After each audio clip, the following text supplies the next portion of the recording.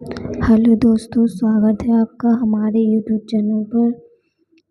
आज मैं आपको बताऊंगी श्री गणेश जी की कहानी। पाठ 3। देवराज इंद्र के विमान का पतन वर्ण सूत जी बोले, हे सनक।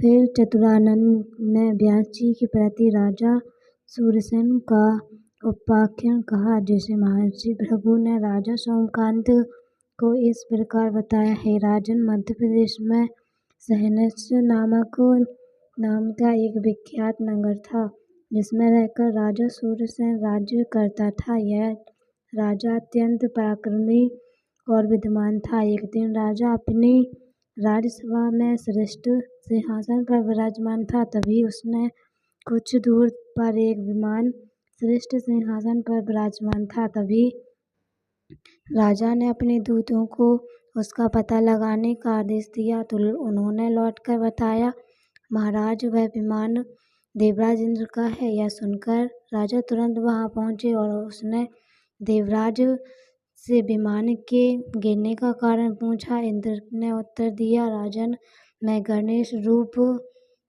ऋषि के दर्शन करके लौट रहा था। तभी मेरे विमान पर तुम्हारे एक कुष्ठी दूत की दृष्टि गई और उसी ने यह विमान गिरा दिया। राजा सूरसेन ने कहा, प्रभु, ऋषि कौन है? उनके दर्शनों की ऐसी क्या महिमा है जिससे आप जैसा महामहिम भी उनके दर्शनार्थ पधारे? यह सब मुझे बताने की कृपा करें। इंद्र बोले, राजन, इस वर्ण का आरंभ एक इतिहास से करना होगा। दंडकारण्य में नाभा एक अत्यंत क्रूर लुटेरा कौल रहता है। वह मनुष्य, देवता, दृष्टि और ऋषि आदि कोई भी क्यों ना हो, सभी को लूटता फिरता है। उस दैत्य ने एक बार महर्षि के आश्रम पर आक्रमण कर दिया, किंतु महर्षि के भय रहित एक सौम्य स्वरूप को देखकर उसका हृदय धड़कने लगा और हाथ कांपने लगे। उसका मानसिक उद्वेग इतना बड़ा कि शरीर से स्वेद की धारा ही बह गई और निकट ही गणेश तीर्थ था। उसने सोचा कि शरीर की स्फूर्ति लाने के लिए पहले स्नान कर लूं, इसलिए उसने एक कुंड में गोता लगा ही दिया। उसकी वृत्ति बदल गई। वह उसने महर्षि मुद्गल के पास जाकर उनके चरण पकड़ लिए और अपने अपराध की क्षमा मांगने लगा। हे महाराज, ऋषि तो दयालु ही थे और उन्होंने उस दास्य को क्षमा कर दिया। तब उसने निवेदन किया कि भगवान, मैंने अब तक बहुत पाप किए हैं और उससे निवृत्ति ना कुछ उपाय बताइए। यह सुनकर महर्षि ने उसे गणेश का सप्तधारी मंत्र ओम गणेशाय नमः का उपदेश दिया और फिर बोला, वत्स, मैं यहाँ एक कांड कष्ट गाड़ देता हूँ, जिसके अकुरित होने तक तुम तपस्या करते रहोगे तो अभिष्ट ही अवश्य पूर्ति होगी। वह महर्षि को प्रणाम कर वन में मंत्र जपता हुआ तपस्या करने लगा और उसने तप करते करते एक सहस्र वर्ष व्यतीत हो गए और वह तब सहसा वह लकड़ी अंकुरित हो गई और उसकी समय महर्षि दुर्लभ से उसे दर्शन किए। वह वहां जाकर वहीं रुक गया और उसे सुंदर एवं दिव्य देश युक्त करके अपना पुत्र बना लिया। उपरांत उन्होंने उसे गणेश्वर का एकाक्षरी बीज मंत्र दिया। उसने उस मंत्र का अत्यंत भक्ति भाव से अनुष्ठान किया तथा अनुष्ठान के संपन्न होने पर उसकी भूति से एक सूर्य निकल पड़ी। तभी से उसका नाम भंडगरी हो गया। और हे राजन, महर्षि ने उसे वर दिया कि जो तुम्हारा दर्शन करेगा वही मोक्ष को साहस से ही प्राप्त कर लेगा और तुम 1,00,000 कल्प तक जीवित रहोगे। तब से वह कौल परम सिद्ध महाज्ञानी एवं महर्षि हो गया। संसार भर के बड़े बड़े महर्षि एवं देवता आदि उनके दर्शन को आने लगे और मैं उनकी महिमा सुनकर दर्शनार्थ आया था। राजा सूर्यसेन ने यह इतिहास सुनाकर पुनः पूछा, प्रभु अब आपका यह विमान किस प्रकार उठने योग्य है? इस पर इंद्र बोले, राजन तुम्हारे राज्य में कोई कष्टी व्रत रखने वाला है और पुण्यता जब अपने 1 वर्ष का पुण्य देगा तभी यह उठेगा। गणेश्वर के कष्ट संकट व्रत का इतिहास बन। जब राजा ने पूछा कि देवराज वह व्रत किस प्रकार किया जाता है तो उन्होंने उत्तर दिया, नरपति के द्वारा। एक तुम्हें इतिहास सुनाता हूँ। तुम काल में कृतिज्ञ नामक एक राजा हो। वह उसकी पत्नी सुगंधा के अति रूपवती और साध्वी थी और उसने कोई संतान नहीं थी। राजा ने अनेक यज्ञ किए तो भी कोई फल नहीं मिला। आत्माओं के परामर्श दिए महाराज अब तो निवासपूर्वक आश्चर्यचकित हो गए और राजा को महामर्ष उचित प्रतीत हुआ और उसने आत्माओं को राज्य की रक्षा का भार सौंप दिया और रत्नी सहित वन में चले गए और इस प्रकार घोर तपस्या करने लगे। एक दिन नारद जी पितृलोक गए थे तो वहाँ उनकी भेंट कृतवीर के पितरों से हुई। उन्होंने कुशल मोक्ष पूछने पर नारद जी ने कहा कि कृतवीर को जब तक स्वर्ग की प्राप्ति कराने वाले पुत्र की प्राप्ति ना होती तब तक वह पत्नी सहित कठिन तप करता रहेगा और यदि पुत्र की प्राप्ति ना हुई तो वह इसी प्रकार अपने प्राण दे देगा। देवर्षि यमलोक में पहुँचे।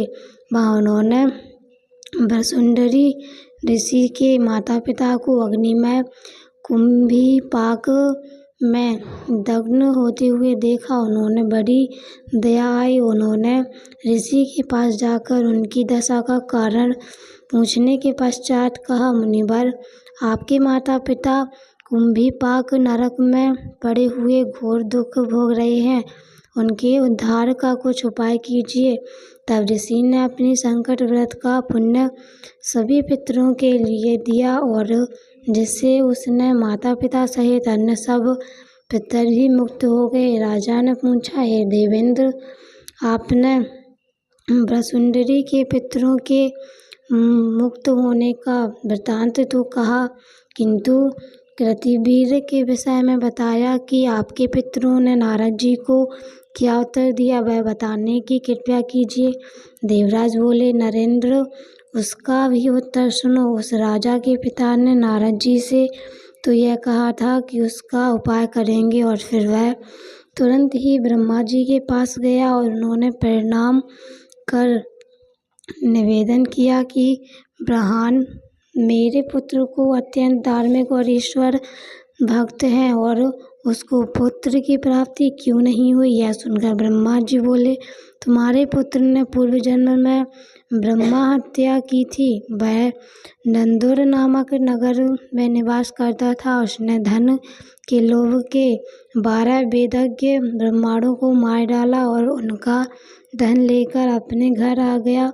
उस दिन माँ कृष्ण चतुर्थी थी तथा जब तक वह घर आया था समय चंद्रोदय हो चुका था। उसने अपने समस्त परिजनों के साथ बैठकर अपने पुत्र गणेश को पुकारा। जब वह आ गया तब सभी ने भोजन किया उसकी मृत्यु और तभी उस समय उसकी मृत्यु हो गई। हे राजन, उस दिन वह दिन भर भूखा रहा और गणेश का उच्चारण कर भोजन किया।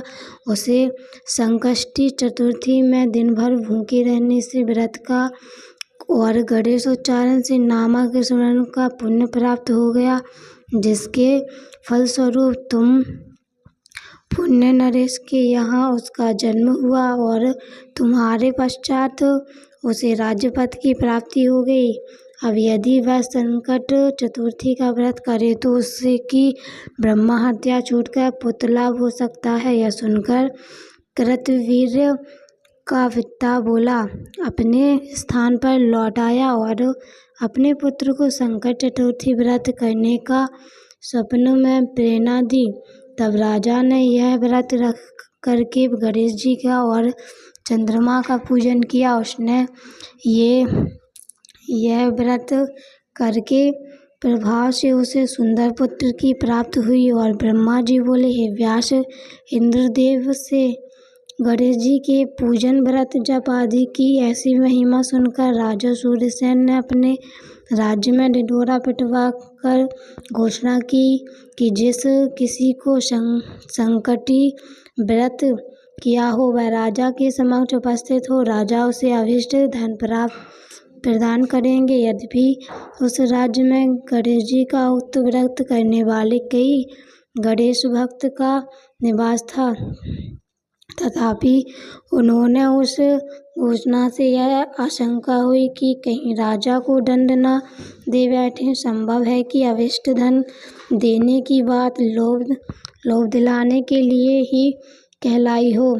इस भय से कोई भी राज्य सभा में जाने को इच्छुक नहीं था, किंतु तब भी एक व्यक्ति वहां पहुंचा कर बोला, राजन, मैंने निरंतर वर्षों तक व्रत किया है। तथापि उन्होंने उस घोषणा को यह आशंका हुई कि कहीं राजा कोई दंड न दे बैठे। संभव है कि अभीष्ट धन देने की बात लोभ दिलाने के लिए ही कहलाई गई हो।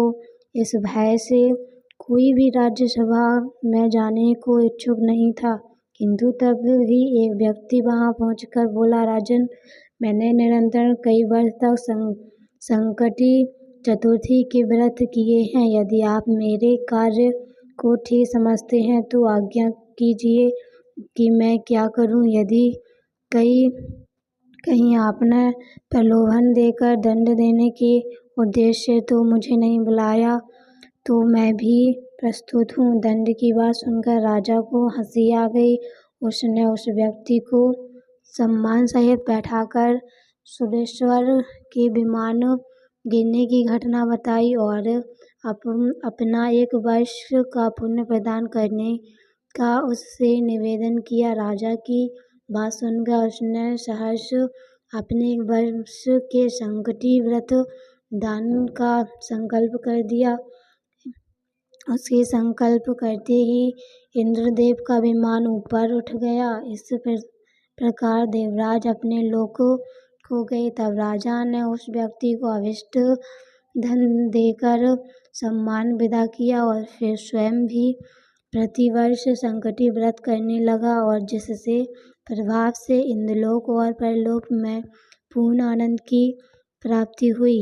व्यास जी ने पूछा, हे ब्रह्मण, संकटी व्रत का आपने इतना अधिक महत्व बताया है, किंतु कुछ विद्वान अन्य चतुर्थी में व्रत करना श्रेष्ठ मानते हैं, तब कौन सी बात ठीक है?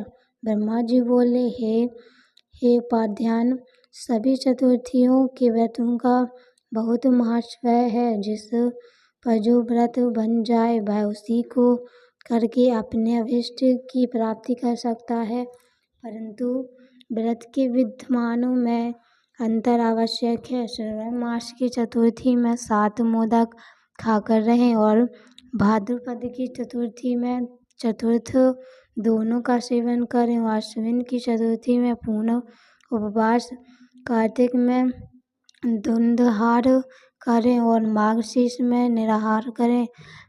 पौष मास में गोमूत्र, माघ के तिल और फल्गुन द्वारा सेवन करें और चैत्र वैशाख में जुट के केवल रक्त, आषाढ़ केवल मधु खाना चाहिए। यह प्रत्येक मास की चतुर्थी के व्रत का विधान तुम्हें बता दिया है।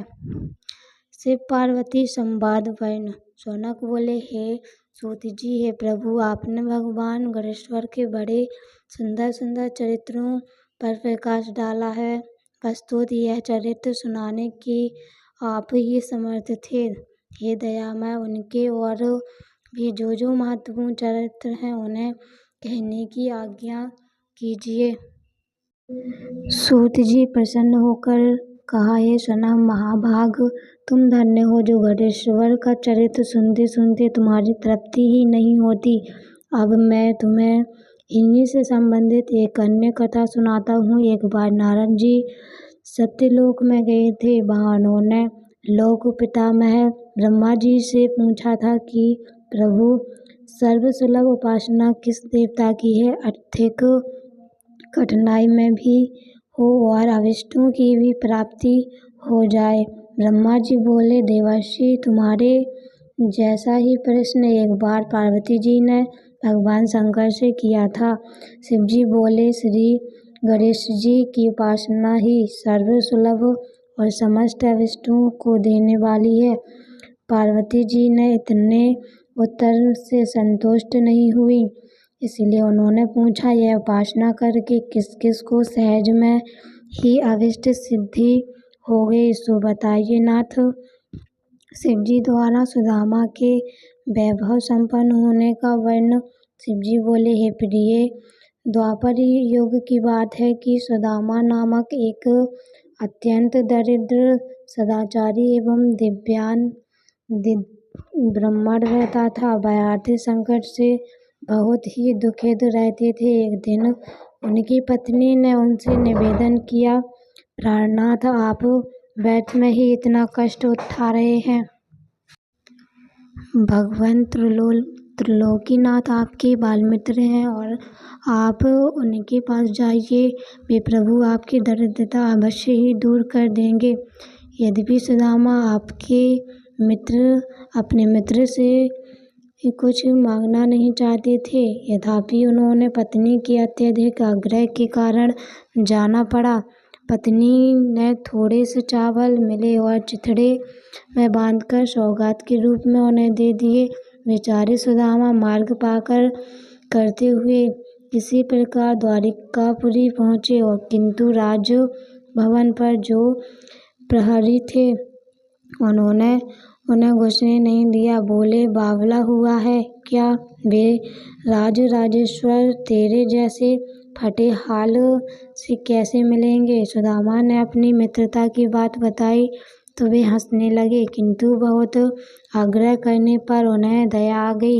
एक प्रहरी ने द्वारिकापति से जाकर कहा, प्रभु, कोई सुदामा नामक दरिद्र ब्राह्मण द्वार पर खड़ा है, वह मिलना चाहता है आपसे। सुदामा का नाम सुनते ही भगवान दौड़े आए द्वार पर और गले मिलकर लिवाले गए। अपने साथ सभी प्रहरी अवाक देखते रह गए और राजभवन में सुदामा का बड़ा भव्य स्वागत हुआ। दोनों मित्र बड़े प्रेम से पुरानी बातें कर रहे थे, तभी उन्होंने सुदामा के साथ ही पोटली देख ली। सुदामा उसे छिपाने लगे तो भगवान ने उसे झपटकर खोला और कुछ चावल खाकर बोले, यह तो बड़े स्वादिष्ट है मित्र, ऐसे अमृत पदार्थ को तुमने मुझसे छुपाया क्यों?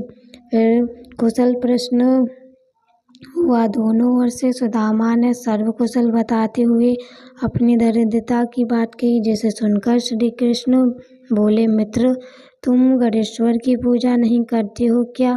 यदि उन प्रभु को प्रसन्न कर लो तो सभी कामनाएं पूर्ण हो जाए। सुदामा ने पूछा, यह गणेश्वर कौन है और इनकी पूजा का विधान क्या है? भगवान बोले, गणेश्वर उस परब्रह्म परमात्मा का ही नाम है जो अनादि अनंत सर्वस्वर एवं परम पूजनीय है। ब्रह्मा, विष्णु और शिव ही उन्हीं के अनुशासन में रहकर सृष्टि के संग पालन और लय करते हैं। वे ही प्रभु एकमात्र उपासनीय एवं सर्व काम दाता हैं। समस्त देवता, ऋषि, मुनि, एक वेदज्ञ ब्राह्मण उन्हीं गणेश जी की उपासना में सदैव लगे रहते हैं। वह बोले, समस्त देवता, ऋषि, मुनि एवं वेदज्ञ ब्राह्मण उन्हीं गणेश जी की उपासना में सदैव लगे रहते हैं। तुम भी उन्हीं का पूजन और व्रत करो। सुदामा ने पूछा, गणेश जी का व्रत कब करना चाहिए? उनके ध्यान पूजन वृत्तांत को कैसे किया जाता है, यह भी कहिए। कृष्ण बोले, हे विप्रह, हे सखदेव, तुम इनका व्रत किसी भी मास की चतुर्थी में कर सकते हो अथवा बैसाखी पूर्णिमा, कार्तिक पूर्णिमा या अन्य किसी पुण्य अवसर पर करो। यदि मंगल, शुक्र या रविवार के दिन करो तो भी शुभ की प्राप्ति होगी और प्रातःकाल स्नान आदि से निवृत्त होकर व्रत का संकल्प लेना चाहिए। फिर तिल और आंवले के चूर्ण का उपटन लगाकर पुनः स्नान करें। एक स्नान प्रदोष काल में और कर लें। अति उत्तम स्नान के पश्चात पुण्य वाहन एवं नवग्रहों का पूजन करें। धरती को गोबर से लेपकर चौक पूर्ण और चौकी रखकर उस पर कलश स्थापन करें। फिर गणेश जी की धातु की मूर्ति स्थापित करें और पुष्प गोपचार से पूजा करें। भोग में उत्तम घृत आदि के साथ निर्मित मोदक रखें। यदि यह संभव ना हो तो समस्त उपचार मानसिक हो सकते हैं।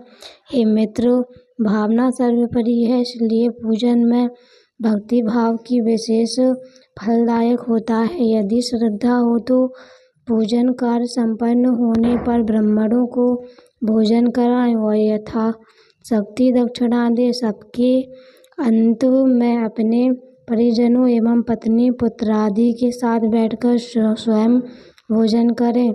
यह व्रत का विधान तुम्हें बता दिया है।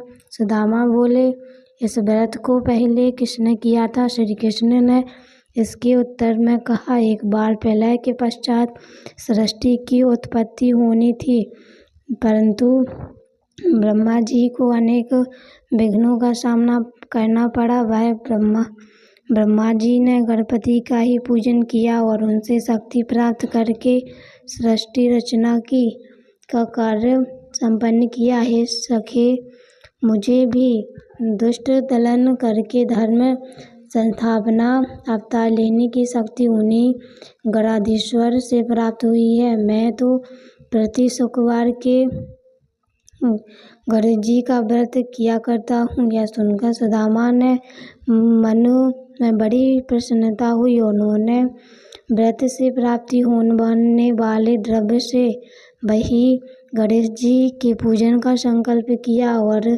श्री कृष्ण के परामर्श से उन्हीं के साथ आराधना कर प्रसाद ग्रहण किया और फिर उन्होंने भगवान से घर जाने की अनुमति मांगी। जब चले गए तब श्री कृष्ण उन्हें बहुत दूर तक पहुंचाने आए। फिर सुदामा ने आग्रह से अपने भवन को लौटे। व्यापारी के धन चोरी होने का वर्णन। उधर सुदामा जी अपने घर को शीघ्रता से चले पड़े। तभी मार्ग में उनकी मणि नामक एक धनवान व्यापारी से भेंट हुई। रात्रि में सुदामा जहाँ ठहरे थे वहीं व्यापारी आ ठहरा, किंतु जब वह प्रगाढ़ निद्रा में था तब चोरों ने उसका सभी बहुमूल्य धन चुरा लिया। जब उसकी आँख खुली तब उसने वह संकल्प किया कि यदि गया हुआ धन मिल जाए तो उसका आधा भाग ब्राह्मण को दान कर दूंगा। उसने ऐसा निश्चय किया ही था कि उसे एक संदूक कुछ ही दूर पड़ा दिखाई दिया। दौड़कर उसने संदूक उठाया तो यह बहुत सारे रत्न आदि से भरा पाया। उसने प्रसन्न होकर संदूक का आधा धन सुदामा को दान कर दिया। सुदामा को उससे बड़ी प्रसन्नता हुई और उन्होंने उस धनिक व्यापारी को भी साथ लेकर भगवान गणाध्यक्ष का वही पूजन किया। समय काल में जब पूजन कार्य संपन्न हो गया तो सुदामा को भगवान गणेश्वर के साक्षात दर्शन हुए। सुदामा ने भक्तिभाव पूर्वक उनके चरण पकड़ लिए और स्थापन करने लगे। उन्होंने प्रभु से निवेदन किया कि हे दयानीय, हे सत्य स्वरूप परमात्मा ब्रह्मा, आप परम दयालु और भक्तिवान हैं। हे नाथ, आपकी महिमा अपरंपार है, जिसे ब्रह्मा विष्णु और शिव भी नहीं जान पाते, तो मेरे जैसे तुच्छ जीव के तो कहना ही क्या है। हे प्रभु, आप सर्वशक्तिमान की स्तुति के लिए सार्थक शब्दों का भी तो मुझे ज्ञान नहीं है। हे दीनबंधु, मुझ पर दया कीजिए। आपको बारंबार नमस्कार है। नमस्कार। श्री गणेश जी ने प्रसन्न होकर सुदामा के मस्तक पर अपना वरद हस्त फेरते हुए कहा, विप्र श्रेष्ठ वर मांगो, मैं तुम पर बहुत प्रसन्न हूँ। सुदामा ने हाथ जोड़कर कहा, करुणा सिंधे, जब आप सर्व ऐश्वर्यमय मुझ पर पूर्ण कृपा है तो फिर क्या मांगूं। हे नाथ, यदि आप प्रसन्न हैं तो मुझे अपनी अन्य दृढ़ भक्ति प्रदान कीजिए। बस यदि मेरे लिए अत्यंत श्रेष्ठ वर होगा। गणेश्वर कहकर अंतर्ध्यान हो गए। उस समय वह धार्मिक भी वहां उपस्थित था। उसने सुदामा से गणेश जी के पूजन और महात्म्य संबंधी कुछ बातें पूछी और फिर उसने स्वयं भी श्री गजानन का व्रत करने का संकल्प किया। सुदामा का भगवान गणाध्यक्ष की बड़ी महती कृपा हुई। सुदामा वहां से चलकर अपने घर पहुंचे तो यह देखकर अत्यंत विस्मय करने लगे कि वहां कहीं भी उनकी पर्णकुटी नहीं है, वरन एक अत्यंत वैभवशाली भवन खड़ा है जो वहां कभी नहीं था। सुदामा सोचने लगे कि यह क्या हुआ, क्या किसी ने मेरी कुटी तुड़वाकर अपना महल बनवा लिया, और यदि ऐसा है तो मेरी पत्नी कहाँ गई। सुदामा इस प्रकार चिंता में पड़ गए। तभी उसकी पत्नी ने भवन के भीतर से उसे देख लिया और सेवकों को उन्हें बुला लाने की आज्ञा दी। जब सुदामा भीतर गए तो उसकी पत्नी ने कहा, नाथ, रात में मैं अपनी पर्णकुटी में सोई थी और प्रातःकाल आँख खुलने पर अपने को इस राजसी भवन में पाया। मुझे आश्चर्य है कि यह सब क्या हो रहा, इसमें यह इतने दास दासियां भी ना जाने कहाँ से आ गए। तब सुदामा ने भगवान गणेश जी के प्रसन्न होने का समस्त वृत्तांत सुना दिया। फिर तो वे प्रतिमास ही गणेश जी का पूजन करने लगे तथा यहाँ सर्वत्र सुख भोग कर अनंत में गणेश लोक को प्राप्त हुए। चोरों से वैश्यों को धन की पुनः प्राप्ति कथन। शौनक बोले, हे प्रभु, यह तो आपने बड़ा सुंदर वृत्तांत सुनाया। अब यह बताने की कृपया करें कि उस वर्णिक व्यास जी ने घर जाकर क्या किया तथा उसे जो रत्नों से भरा संदूक मिला था वह किसका था तथा साहस कहाँ से आ गया। मेरी यह जिज्ञासा शांत करने की कृपया कीजिए। सूत जी ने कहा, शौनक, तुमने अच्छा प्रश्न किया है। उस धार्मिक को जो रत्न आदि धनों से भरा हुआ संदूक मिला था वह भगवान विघ्नराज की कृपा ही थी। उन्होंने सुदामा को धन प्राप्त कराने के लिए ही वह धन वहाँ सहसा उत्पन्न कर दिया था। अब उस वैश्य का उपांतर सुनो। वह कच्छभुज नामक नगर का निवासी था और व्यापार के उद्देश्य से ही परदेश में गया था। उसने अपने नगर में लौटकर भगवान विघ्नराज का पूजन उत्सव बड़े समारोह से किया था, जिनमें नगर के प्रतिष्ठित व्यापारी, अधिकारी एवं उनके बहुत से बांधव्य आमंत्रित हुए थे। अनेक वेदज्ञ ब्राह्मणों ने उस पूजन कर्म में योग दिया और उस धार्मिक ने ब्राह्मण भोजन कराया, प्रचुर धन दान दक्षिणा में दिया। वैश्य ने एक परम मित्र थे। राजा ने प्रधान अमात्य चित्रबाहु वे भी प्रसाद ग्रहणार्थ बुलाए गए।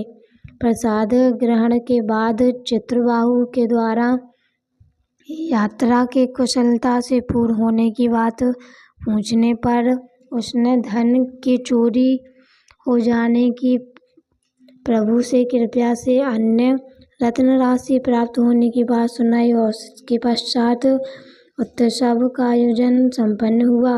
एक दिन कुछ लोग चित्रबाहु के पास जाकर विक्रयार्थ रत्न आदि दिखाने लगे तो चित्रबाहु के रत्नों के असली होने की परीक्षा के लिए अपने मित्र वैश्य को बुलाया। उसने रत्नों को देखकर पहचान लिया कि यह वही रत्न है जो मेरे पास से चोरी हो गए थे। यह बात सुनकर उसने सबके सामने चित्रबाहु से कह दी। तब चित्रबाहु ने रत्नों लाने वाले से कहा, बताओ तुम्हें यह रत्न कहाँ से प्राप्त हुआ। पहले तो उन्होंने कुछ उल्टी सीधी बातें बनाई, किंतु जब उन्होंने चित्रबाहु के आदेश पर अपने राज्य सैनिक से घिरे पाया तो रोते हुए बोले, प्रधान जी, हमारा अपराध क्षमा कर दें तो हम अभी सब बात बताते हैं। चित्रबाहु ने कहा कि सत्य कहोगे तो क्षमा कर दिए जाओगे।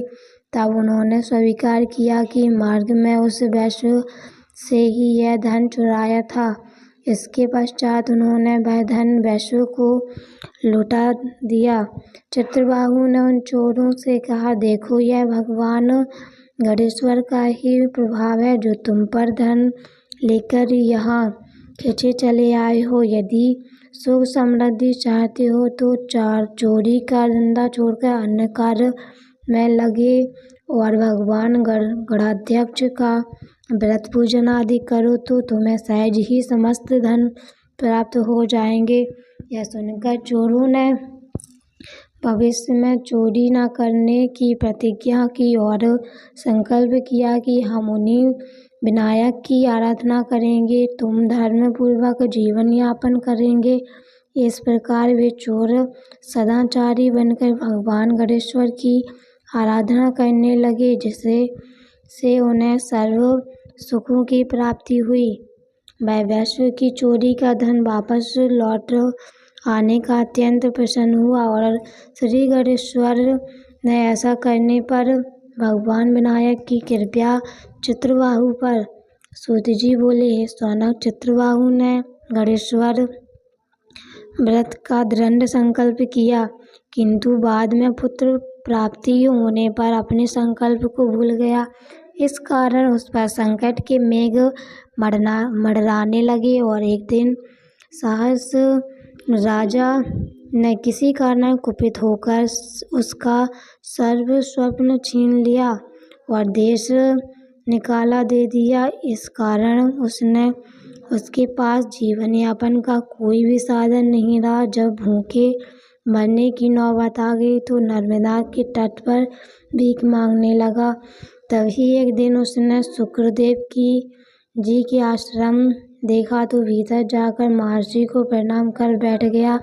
महर्षि ने पूछा, तुम कौन हो, कहाँ से आए हो, क्या प्रयोजन है तुम्हारा। यह सुनकर चित्रबाहु ने अपना समस्त वृत्तांत निवेदन किया और अपने संकट से मुक्त होने का उपाय पूछा। महर्षि ने कुछ देर ध्यान लगाने के बाद कहा, वत्स, तुमने पुत्र प्राप्ति के लिए भगवान विनायक के व्रत का संकल्प किया था, जिसे तुम उत्पन्न होने पर तुम भूल गए हो। इसी कारण तुम्हें यह घोर कष्ट भोगना पड़ रहा है। इस स्थिति में छुटकारा पाने के लिए उन्हीं भगवान विनायक का व्रत और पूजन करो, फिर तुम्हें कोई कष्ट नहीं रहेगा और तुम अपने पूर्व को भी पालोगे। हे शौनक, शुक्रदेव मुनि की बात सुनकर चित्रबाहु को अपनी भूल पर बड़ा पश्चाताप हुआ और उसने तुरंत ही विनायक भगवान के प्रति का संकल्प कर गणेश चतुर्थी के शुभ दिवस में गणेश जी का भक्तिभाव किया। वह भक्तिभाव करने लगा और पूजन किया, जिसके प्रभाव से उसे पूर्व पद और वैभव की शीघ्र ही प्राप्ति हो गई। पति परमात्मा रानी सुनीता का आख्यान। सूत जी बोले, हे सोना, एक दिन फल्गुन नदी के तट पर गणेश पूजन किया जा रहा था। पूजन करा रहे थे महारानी एवं वेदज्ञ भार्गव पंडित। उसी समय उन्होंने देखा कि एक स्त्री वहां आकर खड़ी हो गई। देखने में वह किसी बड़े घर की है, किंतु मुख पर उदासी और चिंता के भय थे तथा आंखें ऐसी हो रही हैं जैसे रो चुकी हो। ऋषि को उसकी दीनता देखकर दया आ गई और बोले, महाभागे, तुम कौन हो? तुम और कहाँ से आई हो? यदि कुछ अभिष्ट हो तो बताओ, भगवान विनायक उसे पूर्ण करने में समर्थ है। उस स्त्री ने रोते हुए कहा, मुनीश्वर, मैं मालव देश के महाराज चंद्रसेन की पत्नी हूँ। यद्यपि महाराज अत्यंत धर्मज्ञ, नीतिज्ञ और परम बल वैभव संपन्न है और मुझ पर प्रेम भी बहुत करते हैं, और किंतु मेरे कोई संतान न होने के कारण उन्होंने मेरी ही अनुमति से तो दूसरा विवाह कर लिया। फिर तो वे उसी से प्रेम में आसक्त रहकर मेरा तिरस्कार करने लगे। मेरी स्वात ने तो मुझे दासी से भी बुरी अवस्था में डालकर यहाँ भटकने के लिए छोड़ दिया। फिर उसने एक सुंदर पुत्र उत्पन्न हुआ जिसका नाम पद्मसेन रखा, और उसे समस्त संसार विधि व्रत एवं विधान विद्याध्ययन के पश्चात मद्र देश की राजकुमारी से उसका विवाह हो गया। हे मुनिनाथ, फिर मेरे पति समस्त परिवार के सहित गए। मैं पिंड दानार्थ आए और आज समस्त धर्म कार्य संपन्न होने पर थके होने के कारण पलंग पर सो गए और उनकी सेवा स्तुति में लग गई थी। तभी मेरी सौत वहाँ आई और उसने मुझे अनेक गालियाँ दी तथा लात घूंसों से प्रहार किया। तब मैं अपमान न सहने के कारण आत्महत्या के विचार से शिविर छोड़कर यहाँ चली आई और नर्मदा में कूदना चाहती थी कि कुछ मंत्र ध्यान ध्वनि सुनकर और पूजन आदि होते देखकर यहाँ चली आई। अब आप मुझे यह बताइए कि आप किस देवता का पूजन कर रहे हैं? क्या ऐसे करने से मेरा भी दुख दूर हो जाएगा? महर्षि ने उसकी बात सुनकर करुण दृष्टि से देखते हुए कहा, रानी, भगवान विघ्नेश्वर का पूजन कर रहे हैं। यह प्रभु समस्त विघ्नों को दूर कर देने वाले हैं और अभिष्टों के पूर्ण करने में समर्थ हैं। तुम इन्हीं विघ्न राज का पूजन करोगी तो तुम्हारे कष्ट शीघ्र ही दूर हो जाएंगे। यह कहकर मुनि ने उसे बैठने का संकेत किया और पूजन समाप्त होने पर प्रसाद दिया।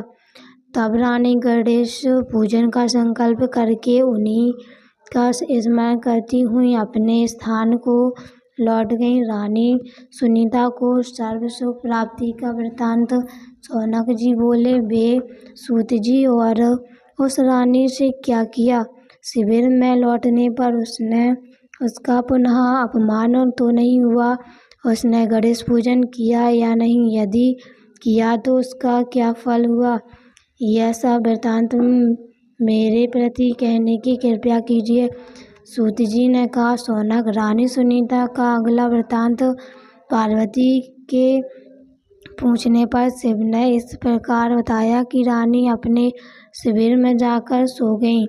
उनके आत्मघात के लिए जाने आदि का बात का किसी को भी पता न चला। महाराज चंद्रसेन जब अपने राज्य में लौट आए तब उनके विचार ने पलटा खाया और उन्होंने सोचा कि बड़ी रानी तो संतान नहीं हुई तो उसने उनका क्या दोष है? वह तो अब तक अपने पतिव्रता धर्म का निर्वाह करती चली आ रही हैं, इसलिए उसके प्रति छोटी रानी का व्यवहार अनुचित और अन्यायपूर्ण है। ऐसा सोचकर वह रानी सुनीता का आदर करने लगे। भगवान गणेश्वर के व्रत विषयक संकल्प का ऐसा प्रभाव देखकर सुनीता उनका पूजन करने के लिए तत्पर हुई और व्रत रखकर विधि पूर्वक राजगुरु भरद्वाज के द्वारा पूजन कार्य संपन्न कराया और उसने पूजन के लिए महाराज को बुलवाया तो उन्होंने छोटी रानी मदनावती को भी सुनीता के भवन में चलने को कहा, किंतु मदनावती ईर्ष्या के कारण महाराज के साथ न आ गईं और वे अकेले ही वहां पहुंचे। हे शौनक, रानी सुनीता ने अपने पति को आए देखा तो बड़ी प्रसन्न हुई और उसने इसे गणेश जी की कृपा माना। फिर उसने पति के द्वारा साथ बैठकर भगवान विघ्नराज का भक्तिभाव से पूजन किया और स्तुति आरती प्रदक्षिणादि के पश्चात महर्षि भरद्वाज और अन्य ब्राह्मणों को भोजन दक्षिणा से संतुष्ट किया। रानी सुनीता के यहाँ व्रत उत्सव मनाए जाने के और पतिदेव के उसमें भाग लेने के कारण रानी मदनावती रुष्ट हो गई और महाराज का भी तिरस्कार कर बैठी। तब तो महाराज उसका साथ छोड़कर रानी सुनीता के भवन में ही रहने लगे। कालांतर में गणपति की कृपा से रानी गर्भवती हो गई। अब तो महाराज ने स्वयं ही प्रसन्नता के कारण सुनीता के भवन से श्री विघ्नेश्वर के पूजन का आयोजन किया और उसमें रानी मदनावती को भी बुलवाया, किंतु वह रुष्ट रहने के कारण नहीं आई। पूजन के पश्चात महाराज स्वयं ही प्रसाद देने के लिए रानी मदनावती के महल में गए, किंतु रानी ने प्रसाद नहीं लिया। राजा अपमानित होकर बड़ी रानी के भवन में लौट आया। उधर मदनावती कुछ दिन हो गई और इस कारण राजा ने उनका परित्याग कर दिया। इधर रानी सुनीता को पुत्र रत्न की प्राप्ति हुई।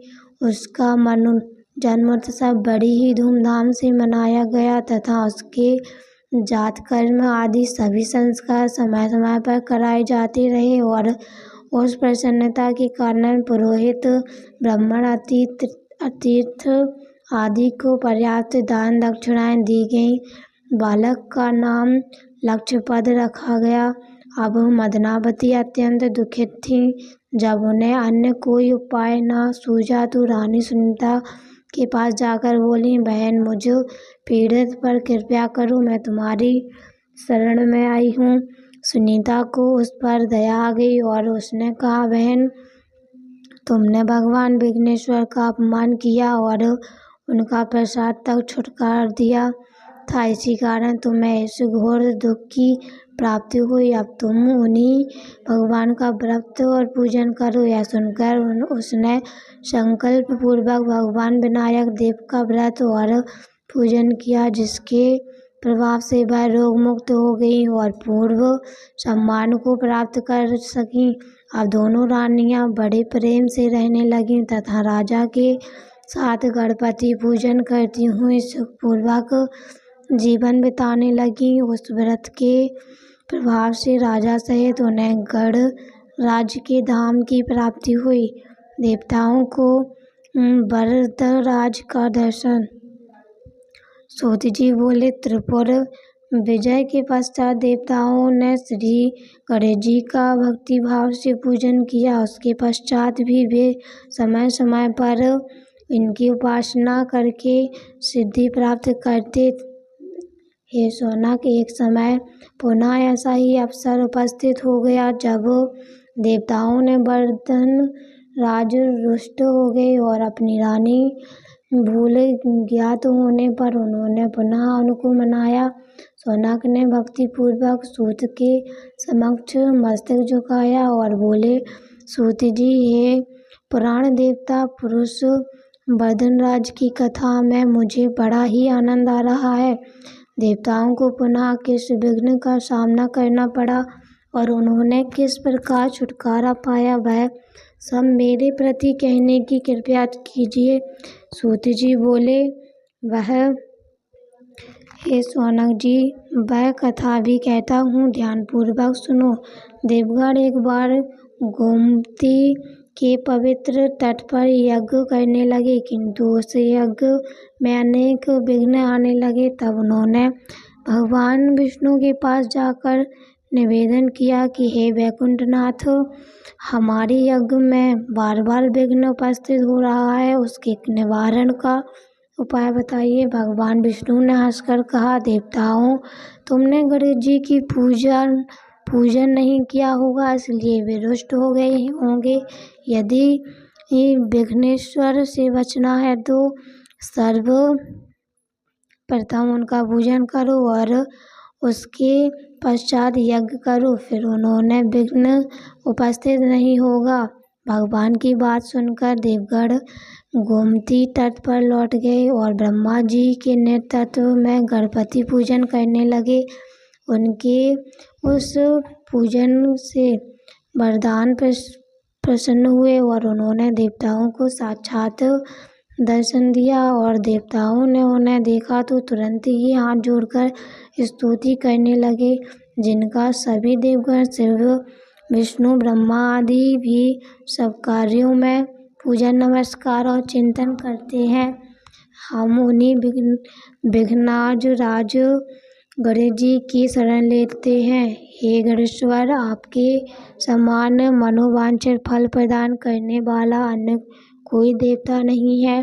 त्रिपुरासुर वध के समान शिवजी ने आपका ही पूजन करके विजय प्राप्त कर ली थी। हे अविकांत नंदन, हमारे इस यज्ञ के विघ्नों को दूर कीजिए। देवताओं द्वारा वरदान के बाल रूप में स्मरण करके होने के कारण वह उन्हें रूप में दिखाई देने लगे। यह देखकर शिवजी ने विनोद पूर्वक कहा, गणपति, तुमने बहुत दूध पिया है और फिर लंबोदर क्यों नहीं हो जाते?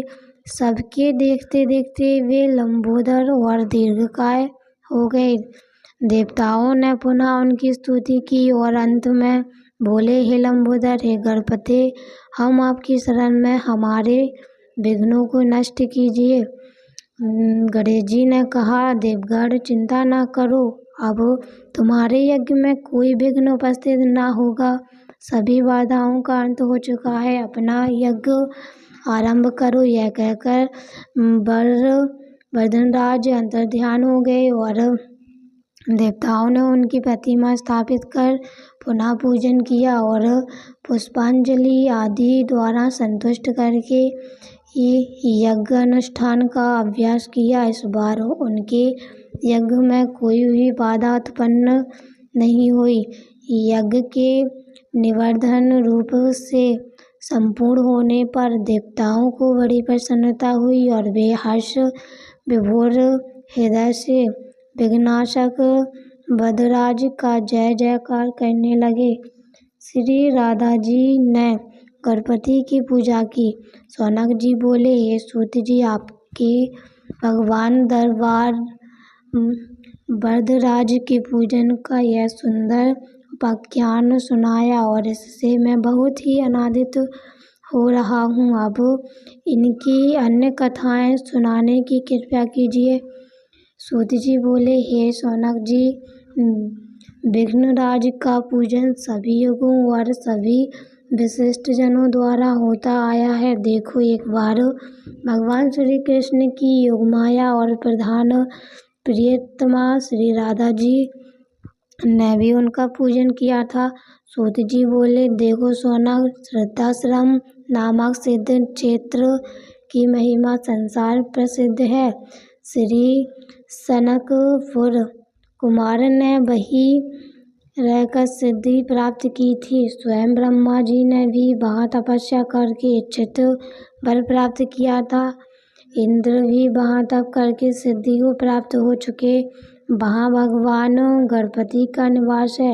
एक बार वैशाखी पूर्णिमा के पुण्य अवसर पर माता पार्वती और पिता महेश्वर के साथ गणेश जी सिद्धाश्रम में ही थे। उस अवसर पर ब्रह्मा आदि सभी देवगण, ऋषि मुनि गण, चरण सिद्ध, गर्भ आदि गणपति पूजन के लिए उपस्थित हुए। उसी पुण्य अवसर पर सब प्रमुख द्वारिकाओं वासियों के साथ भगवान श्री कृष्ण और ब्रजवासियों के साथ नंद जी भी वहाँ आए थे। लोकों को वासनियों गोपियों के साथ श्री कृष्ण प्राण वल्लभ श्री राधा रानी भी वहाँ आई थी। उन्हें स्नान करके शुद्ध वस्त्र धारण किए, तदुपरांत अपने चरित्रों को खोया और धोया।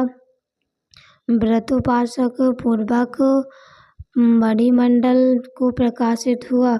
राजेश्वरी श्री राधा रानी भगवान श्री कृष्ण की कामना करती थीं, इसलिए उन्होंने भगवान की प्राप्ति करने के उद्देश्य से गजानन के पूजन का संकल्प किया। श्री गणपति का पोषोपचार से पूजन किया तथा इस प्रकार स्तुति करने लगी। श्री गजानन खर्व, लंबोदर, स्थूलकाय, ब्रह्मा तेज से संपन्न, गजमुख, अग्नि के समान क्रांति वाले एक अनंत तथा अनंत हैं, जो शरणगत दीन तथा अंतर्ध्यान जनों के प्रमुख, सुख दुख दूर करने के लिए सदैव तत्पर रहते हैं। उन ध्यात्मक साधनों भक्तों के लिए तथा भक्त वात्सल्य भगवान गणपति का ध्यान करना चाहिए। इस प्रकार ध्यान आदि को श्री राधा रानी की विधि पूर्वक व्रत पूजन आरंभ किया। शीतल तीर्थ जल, दूक्षण, श्वेत आदि द्वारा संपूर्ण पूजन किए और फिर निम्न मंत्र का 1000 बार जप किए। जप करने के पश्चात वह वहाँ से चले गए। जो भगवान गणपति परम ब्रह्मा परमेश्वर विघ्न विनायक, शांत मनोहर में अनंत तथा सूर्य सिद्धावेश्वर आदि जिनकी स्तुति करते हैं और जो देवता स्वरूप कमल के लिए सूर्य रूप मंगलों के घर में उन प्रांत पर श्री गणेश जी की वंदना करते हैं। इस प्रकार श्री राधा रानी ने विघ्नेश्वर नाशक स्तोत्र का उच्चारण करके गणेश जी को प्रणाम किया। तब उनकी स्तुति से प्रसन्न हुए विघ्नेश्वर नायक श्री गणेश जी प्रकट हो गए और उन्होंने श्री राधा जी के प्रति कहा, हे जगत जननी, आप स्वयं ही ब्रह्मा स्वरूपिणी हैं तथा जगत दाता भगवान श्री कृष्ण के वृक्ष स्थल पर सदैव निवास करती हैं। वस्तुतः आपके द्वारा किया गया यह पूजन और स्तोत्र तो लोक शिक्षा के लिए हो सकता है। माता, आपने जो जो वस्तुएं मुझे समर्पित की हैं वे सब ब्राह्मणों को दे दीजिए, क्योंकि उन्हें देने से सभी वस्तुएं अनंत हो जाती हैं। श्री गणेश जी का यह निर्देश सुनकर श्री राधा रानी जी ने वे सभी वस्तुएं ब्राह्मणों को दे दी। तत्पश्चात वरदराज गणेश जी ने भोग लगाकर और अभिष्ट पूर्ति का वर प्रदान करते हुए कहा, माता, जिस कामना से आपने मेरा पूजन किया है वह शीघ्र ही पूर्ण होगी। इस प्रकार वर देकर श्री गणेश जी अंतर ध्यान हो गए। तब राजेश्वरी ने वहां जाकर पुनः वरदराज का पूजन कर अभिष्ट प्राप्त किया। हे सौनक, तुमने गणेश जी के विषय में पूछा, वह मैंने बता दिया। अब और क्या सुनना चाहते हो? सौनक जी उक्त कथा सुनते हुए अत्यंत विस्तृत और हास्यरत हो रहे थे। उन्होंने सूत जी को पुनः प्रणाम किया और गद्गद कंठ से हाथ जोड़कर बोले, प्रभु, मुझे उन महामहिम गणेश जी की वह कथा सुनाइए जिसमें उन्होंने चंद्रमा को शाप दे दिया था। श्री गणेश जी द्वारा चंद्रमा को शाप वर्ण। सूत जी बोले, सौनक जी सुनो। प्राचीन काल की बात है। कैलाश शिखर पर अनेक दिव्य स्तुति ऋषिगण, दिव्यगण आदि के समांत चतुरानन ब्रह्मा जी एक उच्च आसन पर विराजमान थे। वहीं एक अन्य आसन पर भगवान शंकर और जगत जननी उमा के सहित सुशोभित थे। उनके निकट ही गणपति और कुमार कार्तिकेय दोनों ही अन्य बालकों के साथ क्रीड़ा में मग्न हो रहे थे। शिव जी के हाथ में एक दिव्य फल था। वे सोच रहे थे कि इसे किसे दिया जाए। पार्वती से पूछा तो वे कभी कहते हैं कि गणेश को दे दीजिए, कभी कहते हैं कार्तिकेय कुमार को देना उचित होगा। जब वे कुछ निश्चयात्मक उत्तर न दे पाए तो शिवजी ने उसे बाद में विचार करने के उद्देश्य से अपने पास रख लिया। अब दोनों बालक गणेश और कुमार उस फल को मांग करने लगे और जब उनका अधिक आग्रह बढ़ा तब शिवजी ने ब्रह्मा जी से पूछा, ब्राह्मण, यह पूर्व फल देवर्षि नारद जी दे गए थे, इसे यह दोनों बालक मांग रहे हैं। फल एक ही है और आधा फल कोई लेना नहीं चाहता। ऐसी स्थिति में आप ही निर्णय कीजिए कि यह इनमें से किसे दिया जाए। चतुरानन विचार करने लगे। यदि फल एक ही है तो नियमानुसार कुमार को दिया जाना चाहिए, क्योंकि किसी भी वस्तु पर बड़े बालक का अधिकार पहले पहुंचाया है। ब्रह्मा जी की बात सुनकर शिवजी ने फल कुमार को दे दिया। यह देखकर गणपति रुष्ट हो गए। विशेष कर उनका क्रोध चतुरानन पर ही था। फिर उन्होंने ऐसी व्यवस्था क्यों दे डाली, वह सोचने लगे। सभा समाप्त हुई। सभी देवता आदि उठकर अपने अपने स्थानों को चले गए। ब्रह्मा जी भी अपने लोक में जा पहुँचे। वहाँ उन्हें सृष्टि का आरंभ करना था, किंतु जैसे ही वे गर्भ रचना में लगे वैसे ही गणेश्वर ने विघ्न उपस्थित कर दिया। उस समय उन्होंने प्रकट होकर अपना अत्यंत उग्र रूप दिखाया। उनके उस रूप को देखकर ब्रह्मा जी डर गए कारण कांपने लगे। चंद्रमा ने देखा कि गणपति के उग्र रूप को देखकर ब्रह्मा जी भय से कांप रहे हैं, तो उन्हें हंसी आ गई।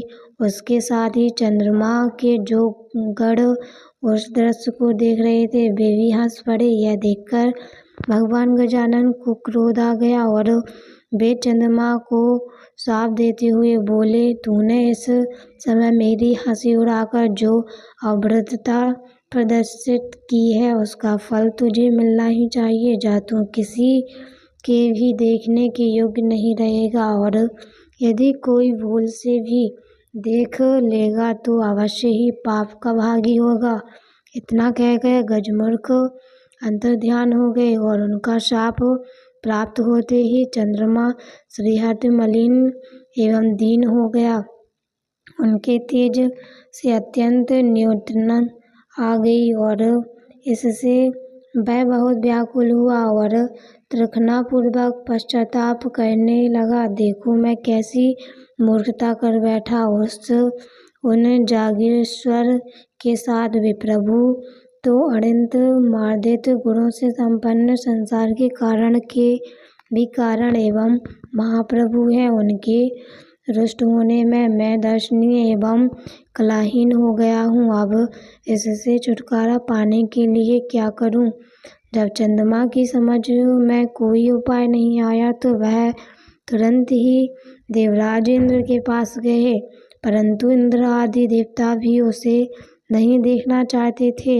उन सभी ने अपनी अपनी आंखें झुका लीं। तब इंद्र ने भी उसकी ओर ना देखते हुए ही पूछा, अरे चंद्रमा, तुम्हारी यह दशा कैसे हुई? क्या गजकर्ण के शाप का ही प्रभाव है? यह सब बात स्पष्ट कहो। चंद्रमा बोला, देवराज, आपसे क्या छुपा है? आप तो सब जानते हुए भी अनजान बनकर क्यों पूछ रहे हैं? अब शीघ्र ही मेरे शाप मुक्त होने की यत्न करो, अन्यथा समस्त संसार ही मेरे शापित होने से अशुभ फल भोगेगा। इंद्र ने संतावना ही दी और बोले, चलो ब्रह्मा जी से ही इसका उपाय पूछो, क्योंकि उनके समान ज्ञानी और सर्वलोकोपचारकारी अन्य कोई भी नहीं है। सब देवता उसके साथ ब्रह्मा लोक पहुँचे। आगे आगे चंद्रमा और पीछे पीछे इंद्र के नेतृत्व में सब देवगण। ब्रह्मा जी ने जब यह जाना कि चंद्रमा आ रहा है तो पाप लगने की वजह से उन्होंने भी दृष्टि नीची कर ली और बोले, कहो सुधारसु, यहाँ किस अभिप्राय से आना हुआ? अरे, तुम्हारे पीछे तो देवराज इंद्र और समस्त सुगण ही चले आ रहे हैं। ब्रह्मा जी के प्रश्न का उत्तर सूर्यपति ने ही दिया। वे बोले, भगवान गणेश्वर आप पर कुपित हुए थे और शाप दे बैठे चंद्रमा को, इसलिए अब आप ही इन्हें छुड़ाने का उपाय कीजिए। हम सभी देवता इसी प्रयोजना से आपकी सेवा में उपस्थित हुए हैं। चतुरानन ने कुछ विचार कर कहा, उन्हीं गणेश्वर प्रभु की शरण लेनी होगी। देवराज चंद्रमा के आगे रहकर उन्हीं का पूजन एवं स्तवन करो। चंद्रमा के ऊपर गणेश्वर की कृपा